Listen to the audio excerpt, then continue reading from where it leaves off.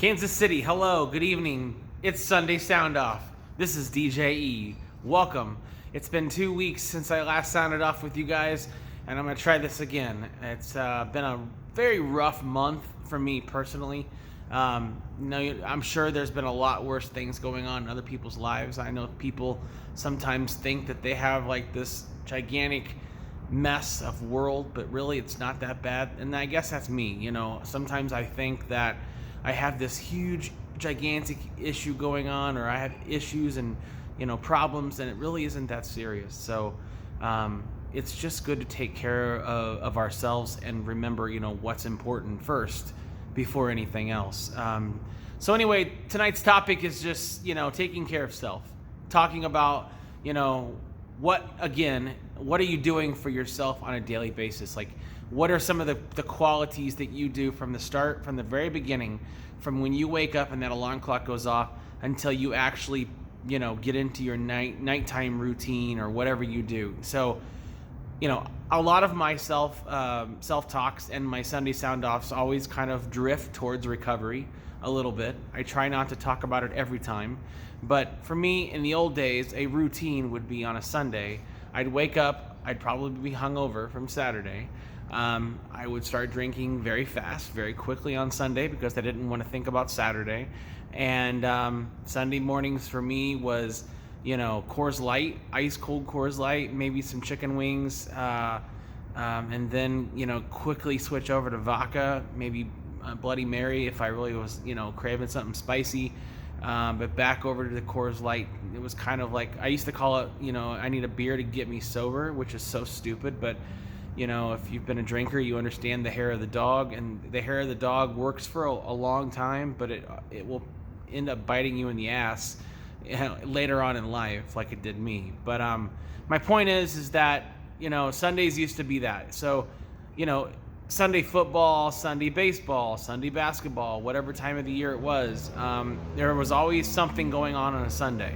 So as I'm standing here in the River Market, Kansas City, Missouri, here tonight on Sunday Sound Off with the downtown skyline behind me, I am reminded of many times where life was crazy, where life was out of hand, or maybe there was a relationship that wasn't healthy, or a friendship that wasn't going in the right direction because I was picking wrong people to be around, or possibly I was the bad person to be around.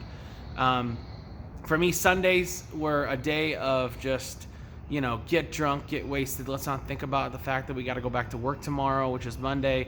For some crazy and ungodly reason, I still was a teacher back in some of my years of heavy drinking. So I know a lot of teachers and educators out there that do like to drink and socialize. So this is not calling you guys out at all, because there are normal ways to drink and there are normal ways to socialize. So that's not a slam against anybody. I don't want anybody to get insulted by what I just said. I am just saying what I used to do.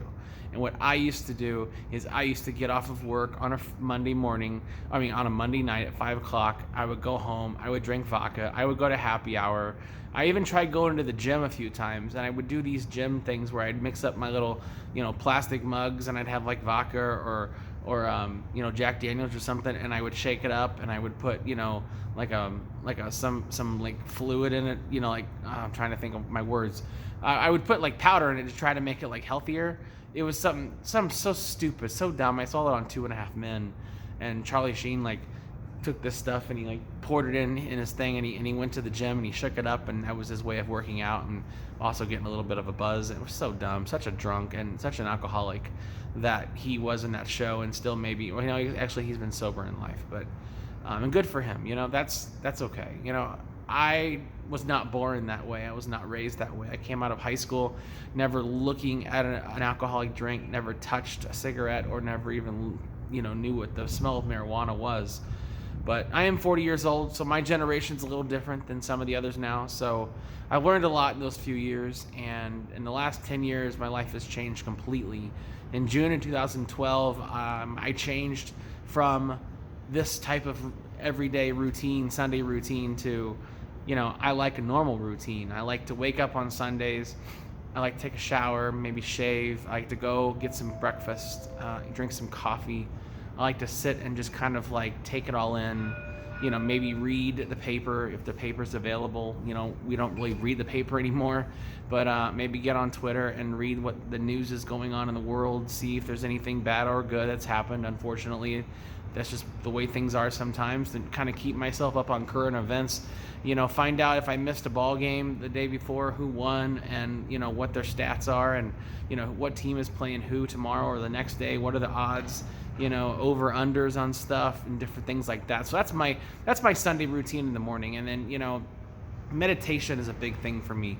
I like to meditate, and when I say meditate, it's like I go onto YouTube, I type in like guided meditations, and I basically use the guided meditation to follow as an instruction manual, and close my eyes, get on the floor, and let the music and let the words come out of the recording, and just kind of follow it. And I'll go for like 15 minutes, and if I feel like I'm feeling pretty calm, I'll stop the tape and take some more deep breaths, and maybe do some push-ups, and then get up and go for a walk or a run.